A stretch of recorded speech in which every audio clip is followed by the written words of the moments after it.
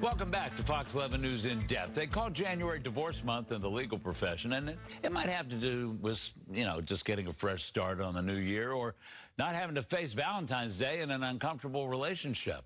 Our next guest is both a divorce attorney and a relationship expert. She just came out with this book, and it's called Live, Laugh, and Find True Love. Find True Love. Sarah Intelligator, and so nice to have you here. So nice to meet you. And you've seen this from both sides, haven't you? Oh, yes. Talk to me about that. Well, I obviously deal with divorces all day, every day, but I also wrote this book because I wanted to get to people before they ever set foot in my office. In your role as a relationship expert, can you tell us what signs to look for when there's trouble?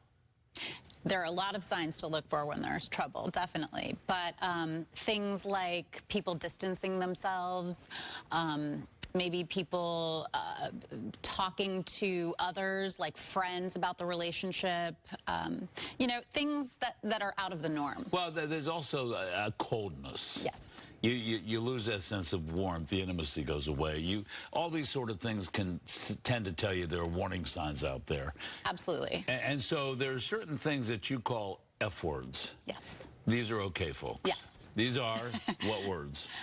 They are fundamental values, fear, fixing, fairy tale, family, and foundation. And why those? In my work as a divorce attorney, I've seen relationships routinely fail for the same reasons over and over and over again. And these are the patterns that I've gleaned from all my years of practice, and I've kind of distilled them down into these 6 F words. If January is divorce month or breakup month, I guess the question is why, but then winter is sort of like cuffing season. And I'm not sure what that means exactly. Yeah. So to your first question, I think that we see an influx in divorces in January because I think people play nice over the holidays. They don't want to deal with it. They want to do Christmas, the holidays with their children. And then January rolls around and they want a fresh start. Cuffing season is that time where people are trying to find a relationship for the holidays, to have somebody around so they're not alone during the holidays. And so, yeah, that kind of overlaps with Valentine's Day and, Christmas and Thanksgiving, things like that. How do you know when to break up? I mean, that's a very, very vague question because, kids are involved in these marriages, so that has some play in it. Comfort zone has some play in it because you're comfortable in your home that you share. I mean, how do you know when you've separated so much that it's time to just keep going off in different directions?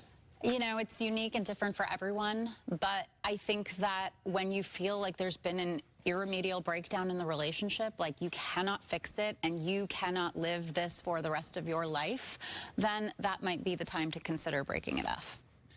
The 5 Fs, that's kind of an interesting thing. Maybe it's because you call them the 5 Fs, but can you elaborate a little bit more on them? Yeah, well, I obviously go into great depth in them in the book, so yeah. We don't have the time to go into all of them now. But, fundamental values, it's things like, shared values, but like core beliefs, right? And when people don't share these core beliefs, they tend to not navigate life in a similar way, and that can lead to the breakdown of the relationship. So that's just one of many of these F words, right? Foundation, I break it down into 5 pillars: trust, honesty, respect, communication, teamwork, right? We want all of these pillars to be present so that you have a solid foundation to your relationship. It's kind of like the structure that holds up a house. Right? When we talk about fear, we talk about staying in a relationship that might be wrong, and you might know it's wrong or you might not, but most likely intuitively you feel that it's wrong, but you stay because you're afraid to leave for myriad reasons. Fixing, we talk about, people think that they can fix their partner, or they enter into the relationship having not addressed their own issues, and this could impact the relationship in a negative way. Family, Family's a big one. Families play a big part in relationships, right? If someone's close to their family and you don't like their family or their family doesn't like you, that could place a tremendous strain on a relationship, right? Fairy tale, people think that the wedding day is the end-all, be-all, that they are going to have this most perfect day ever, and then they're going to live happily ever after. But the happily ever after is the next 40, 50 years, however many years, right? So it's kind of, you're setting yourself up for failure if you think that marriage is just about this fairy tale. Just one more question, because oftentimes these things are very confrontational.